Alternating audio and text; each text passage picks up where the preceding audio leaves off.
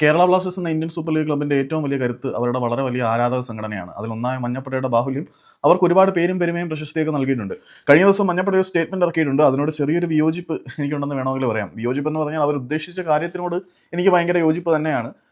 ഞങ്ങളുടെ ക്ലബ്ബ് ബില്യണേഴ്സിന്റെ കയ്യിലെ കളിപ്പാട്ടമല്ല എന്നാണ് കേരള ബ്ലാസ്റ്റേഴ്സിന്റെ ആരാധക സംഘടനയായ മഞ്ഞപ്പടയുടെ ഒഫീഷ്യൽ സ്റ്റേറ്റ്മെന്റിൽ പറയുന്നത്. അപ്പം കാശുള്ളവന്റെ കയ്യിലെ കളിപ്പാവ് തന്നെയാണ് ലോകത്തിലെ ഒട്ടുമിക്ക ഫുട്ബോൾ ക്ലബ്ബുകളും എന്നുള്ളത് ഒരു സത്യം തന്നെയാണ്. ആ കളിപ്പാട്ടത്തിനോട് അല്ലെങ്കിൽ ആ കളിപ്പാവയോട് വളരെയധികം സ്നേഹവും കൂറും വരുന്നത് സ്വാഭാവികം തന്നെയാണ്. തങ്ങളുടെ പ്രൈഡിനെ ഉയർത്തിപ്പിടിക്കാനുള്ള ഒരു സാധനമായിട്ട് പലരും ഈ ഫുട്ബോൾ ക്ലബ്ബുകളെ കാണുന്നത് കൊണ്ട് തന്നെ അതിലേക്ക് കൃത്യമായ ഇൻവെസ്റ്റ്മെന്റുകൾ ഇറക്കും.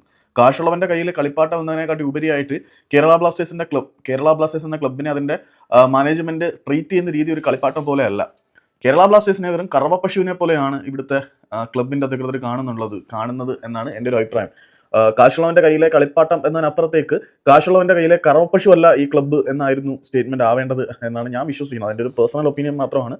ഈ കേരള ബ്ലാസ്റ്റേഴ്സ് എന്ന ക്ലബിനെ ഒരു കളിപ്പാട്ടമായിട്ടല്ല അവർ ട്രീറ്റ് ചെയ്യുന്നത്. കളിപ്പാട്ടമായിട്ടാണ് കാണുന്നതെങ്കിൽ പോലും കളിപ്പാട്ടത്തിനെ തങ്ങളുടെ അഭിമാനമായിട്ടൊക്കെയാണ് നമ്മളൊക്കെ കാണുന്നത്. നമ്മുടെ കളിപ്പാട്ടത്തിനെ നമ്മൾ കെയർ ചെയ്യാറുണ്ട്, സൂക്ഷിക്കാറുണ്ട്. ഈ ഒരു ഫുട്ബോൾ തന്നെ കീറി കഴിയുമ്പോൾ ഞാൻ സ്റ്റിച്ച് ചെയ്തിട്ടുണ്ടായിരുന്നു.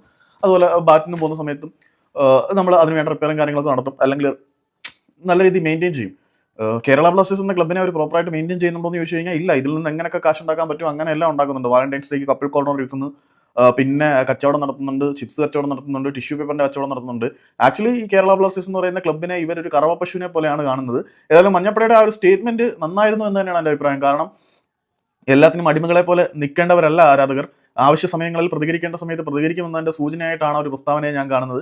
അത് ചെറിയൊരു സോഷ്യൽ മീഡിയ പോസ്റ്റ് ആയിരിക്കാം, പക്ഷേ ആ പോസ്റ്റിൽ അവർ ഉദ്ദേശിച്ചിരിക്കുന്ന അല്ലെങ്കിൽ ക്യാരി ചെയ്യുന്ന അർത്ഥങ്ങൾ ഒരുപാട് വലുതായിരിക്കാം. അർത്ഥഗർഭമായൊരു സ്റ്റേറ്റ്മെന്റ് ആണ് പണക്കാരന്റെ കയ്യിലെ കളിപ്പാട്ടമല്ല ഈ ക്ലബ്ബ് എന്നതുകൊണ്ട് അവർ ഉദ്ദേശിച്ചത് എന്നാണ് ഞാൻ വിശ്വസിക്കുന്നത്. കളിപ്പാട്ടം എന്നതിനേക്കാൾ കറവപ്പശു അല്ല ഈ ഒരു ക്ലബ്ബ് എന്നാണ് പറയേണ്ടിയിരുന്നത്.